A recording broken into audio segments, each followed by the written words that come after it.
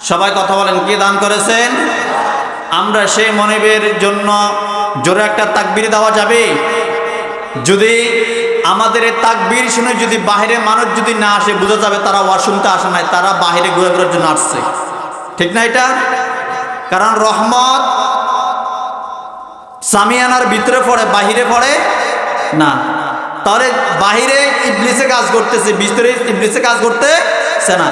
আমরা সে মহান রব্বুল আলামিনের ইজ্জতের একটা তাকবীর দিই, নারায়ে তাকবীর, নারায়ে তাকবীর, আল্লাহু আকবার। আমরা যেহেতু সময় কম, সামান্য দুইটা পয়েন্ট আলোচনা করব, দুইটা পয়েন্ট নিয়ে। আল্লাহ সুবহানাহু ওয়া তাআলা আমাদেরকে পৃথিবীতে কেন সৃষ্টি করলেন? কথা বলেন। তার ইবাদত বন্দেগী করার জন্য, নাকি আমাদেরকে দুনিয়াতে এসেছি আর কি কোনো রকম খেলাইয়া দুলাইয়া চলে যাব? কেন পাঠাইছেন আমাদেরকে? ইবাদতের জন্য। যদি ইবাদতটা যদি আমরা সঠিক নিয়মে না করতে পারি, আল্লাহ আমাদের কোথায় দিবেন? কথা বলেন, কোথায় দিবেন? যে মালিকের চাকরি করি ওই মালিকের যদি আমি ডিউটি না করি, ওই মালিক কি আমাকে বেতন দিবে? দিবে না। জাহান্নাম হইল শয়তানের বাসস্থান, জান্নাত হলো মুমিনদের বাসস্থান। এখন আপনি কি জাহান্নামে যাবেন না জান্নাতে যাবেন? জান্নাতে যাবেন। কাল কিয়ামতের ময়দানে মানুষগুলি যখন জাহান্নামে যাবে, তারা শুধু আফসোস করবে।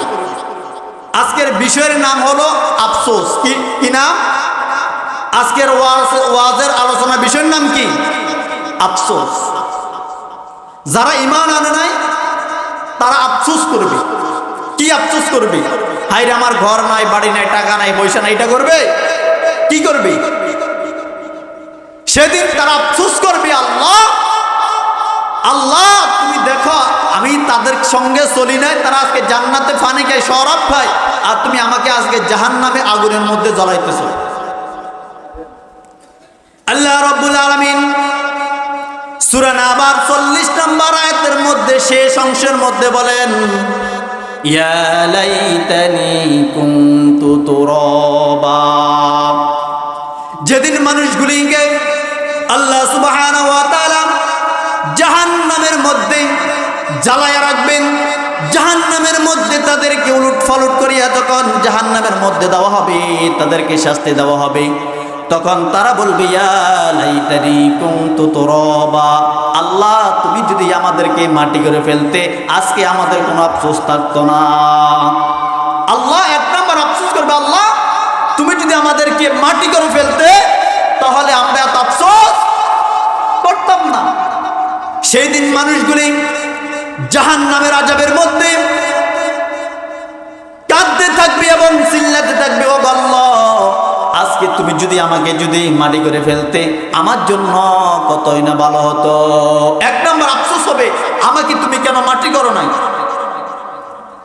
দুই নম্বর আফসোস করবে, আল্লাহ রাব্বুল আলামিন সূরা ফজরের মধ্যে বলেন, ইয়াকুলু ইয়া লাইতানি কদ্দামতু লিহায়াতি। হাই বলবেন আমার নিজের জীবন, আমার নিজের জীবনের জন্য আফসোস। আমি দুনিয়ার জমিনে টাকা পয়সা, ঘর বাড়ি, টাকা পয়সা, অর্থ সম্পদ সব তৈরি করলাম, কিন্তু কাল কিয়ামতের ময়দানে জান্নাতের জন্য আমি কিছু আল্লাহর কাছে পাঠাই নাই। এখন আপনার জমি 4 গুণ্ঠ আছে, আপনি চিন্তা করলেন আমি অপরের মাথা মেরে আরো 2 কুয়া আনবো, আমি কিভাবে আরো 4 গুণ্ঠ করা যায়, এই নিয়ে ব্যস্ততা। ঠিক না? এটা সবাই দুনিয়া করার জন্য ব্যস্ত, আমরা সবাই দুনিয়া করার জন্য ব্যস্ত, কিন্তু ওইখানে কেউ দুনিয়া নিয়ে চিন্তা করবে না। চিন্তা করবে, ইয়াকুলু ইয়া লাইতানি কদ্দামতু লিহায়াতি। ও আল্লাহ রাব্বুল আলামিন তুমি যদি আমাকে দুনিয়াতে রহমত করতে, আমাকে দুনিয়াতে পাঠাইতে, আমি আবার দুনিয়াতে কিছু পাঠাইতাম, আজকে আমার মরণটা তো শেষ হয়ে গেল। ওগো আল্লাহ রাব্বুল আলামিন তুমি আমাকে বাঁচাও। শেষ 3 নম্বর আফসোস করবে যে আল্লাহ তুমি আমাকে দুনিয়াতে আবার পাঠাও, আমি দুনিয়াতে আবার যাই সব পাঠাবো। আল্লাহ বলবেন এটা কখনো হবে না। 3 নম্বর আফসোস হবে ওয়াম্মা মান উতিয়া কিতাবাহু বিশিমালিহি ফায়াকুলু ইয়া লাইতানি লাম উতা কিতাবিয়া। আর বলবে ওয়াম্মা মান উতিয়া কিতাব, আজকে আমার আমলনামা আমাকে যদি না দেওয়া হতো কতই না ভালো হতো। আজকে আমার আমলনামা দিয়ে মানুষের সামনে কত অপমান লাঞ্ছনা করতেছে। আজকে আমার আমলনামা যদি গোপন রাখা হতো।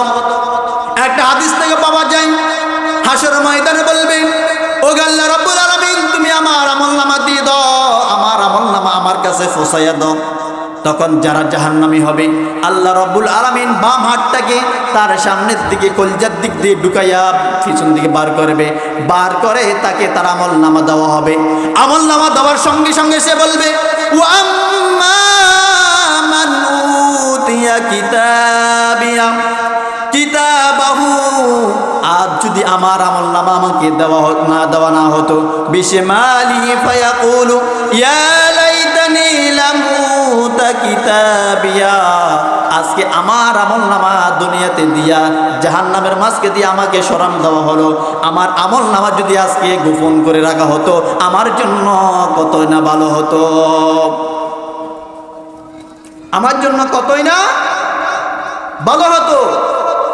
আজকে এখন আমাদের যাদের জীবন আছে, আমরা যখন চুরি করি, কোন একটা বদমাশি করি, এক জায়গা করছি, 10 জন মিলে যখন বিচার করতে গেলে আমাদের অনেক সময় বিচার করছে ছেলের মান সম্মান চলে যা বাবার, ঠিক না? এটা চুরি করছে ছেলে, মান সম্মান গেছে কার?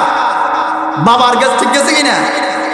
এই জন্য আল্লাহ রাব্বুল আলামিন কাল কিয়ামতের ময়দানে আপনাকে সবার সামনে বিচার করাবেন এবং আপনার আমলনামাটা আপনাকে দেওয়া হবে এবং পড়া হবে ইকরা কিতাবিকা, তোমার কিতাব পড়ো, তোমার কিতাবটা তুমি পড়ো, তোমার আমলনামা তুমি পড়ো। সে শুধু আফসোস করবে আজকে যদি আমার আমলনামা আমার হাতে আদৌ দেওয়া না হতো, আমাকে জাহান্নামে দুক, আমি তাতে আফসোস করতাম না, আমাকে কেন আজকে আমলনামা দেওয়া হলো। তারপরে সে আফসোস করবে ইয়া ওয়াইলাতা ইয়া ওয়াইলাতা লাইতানি লাম আত্তাখিজ ফুলানান খলিলা, ইয়া ওয়াইলাতা লাইতানি, আমি যদি দুনিয়ার জমিনে আত্তাখিজ ফুলানান খলিলা, দুনিয়ার জমিনে যদি এই চরিত্রহীনা মানুষকে বন্ধু না বানাইতাম, আজকে বন্ধুর কারণে আমি জাহান্নামে গেলাম। বন্ধুর কারণে আমি কোথায় গেলাম? জাহান্নামে গেলাম। এখন চোরের বন্ধু কে হয়? কথা বলেন, চোরের বন্ধু কে হয়? তাস খেলে তার বন্ধু কে হয়? আলেমের বন্ধু আলেম হয়, ভালোর বন্ধু ভালো